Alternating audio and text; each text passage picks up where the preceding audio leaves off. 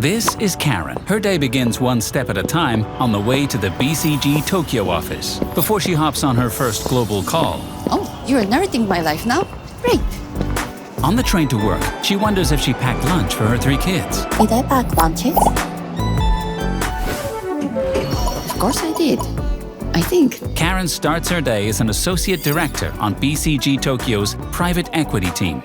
She supports a global health tech investment, bringing together BCG experts from Tokyo, Boston, and London to unlock value across healthcare, AI, and global strategy.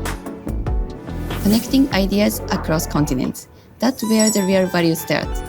With a background in neuroscience, Karen once studied how neurons connect to form memories. I studied how neurons create memories. Now, I help them create impact. At 12:32 p.m., she opens her bento box for lunch.